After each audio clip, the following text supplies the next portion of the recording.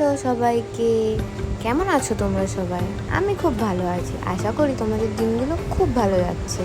আজকের দিনটা ছিল রাখি, আর সকাল থেকে ওয়েদারটা খুব খারাপ, তাই আমি আর ভাই একটু মাংস আনতে গেছিলাম। তারপরে একটু মিষ্টি আনতে চলে যায়। আর মিষ্টির দোকানে এত ভ্যারাইটিসের মিষ্টি দেখে আমি কোনটা ছেড়ে কোনটা নেবো বুঝতেই পারছিলাম না। এদিকে আমি আর ভাই খুব কনফিউজ যে কোন মিষ্টিটা আমরা নেব। তার মধ্যে এত বৃষ্টি শুরু হয়ে গেল আর বলার মতন না। জানি না আজকের দিনটা কিভাবে সেলিব্রেশন হবে। তারপরে মিষ্টি নিয়ে বাড়ি আসতে আসতে আমার অবস্থাটা ঠিক এরকম। আর এসে দেখি আমার গপু ভাইয়ের পুরো রেডি। ওর পুজো দেওয়া কমপ্লিট হয়ে গেছে, ও নতুন ড্রেস পরে রেডি হয়ে গেছে। আর যেহেতু আজকে আমাদের মাঠে খুঁটি পুজো ছিল, তাই আমি একটুখানি টাইম বার করে চলে যাই পুজো দেখতে। আমাদের এখানে পুজোর জন্য আমরা অনেক দিন ধরে অপেক্ষা করে থাকি, আর তার মধ্যে আজকে ওয়েদারটা এত খারাপ, এখনও বৃষ্টি হয়ে যাচ্ছে। তারপরে এইদিকে পুজোটা স্টার্টও হয়ে যায়।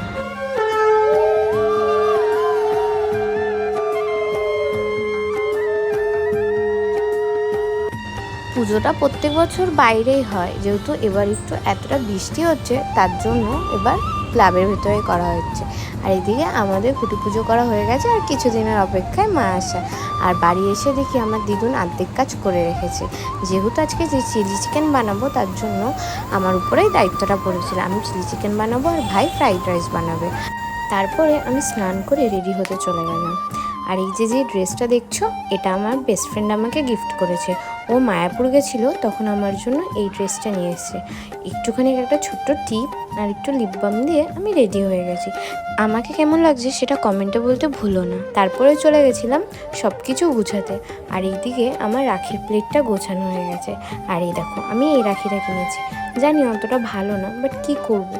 সবার আগে আমি আমার গপু ভাইকে রাখি পরিয়েছি, কারণ ছোটোবেলার থেকে যখন আমার কোনো ভাই দাদা ছিল না, তখন আমি ওকেই শুধু রাখি পরাতাম। ছোটোবেলার থেকে ওকেই ভাই হিসাবে মানি, তাই আমার সব কিছুই আগে ওকে দিয়েই স্টার্ট করি, সেটা যাই হোক না কেন। রাখিটাকে পরানো হয়ে যাওয়ার পর ওকে আমি একটু নিজের হাতে মিষ্টি খাইয়ে ওকে একটুখানি আশীর্বাদ করে নিচ্ছিলাম। মিষ্টি দই তো সব কিছু এনেছিলাম, কিন্তু ওরা সবাই এত মিষ্টি খায় না বলে তাই একটুখানি মিষ্টি বেড়েছিলাম। আর এদিকে আমার রাখি পরানোর পর্ব শুরু হয়ে গেছে।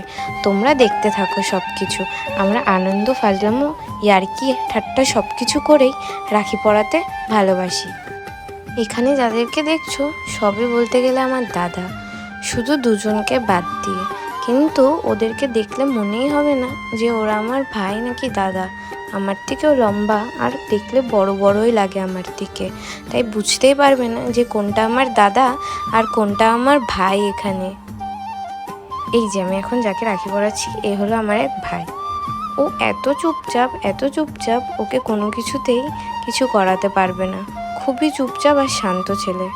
আর এখন যাকে আমি রাখি পরাবো, এ হলো সব থেকে বিচ্ছু। এই যে আমার পিছনে লাগতে কত ভালোবাসে, সেটা তোমরা পরে দেখলেই বুঝতে পারবে।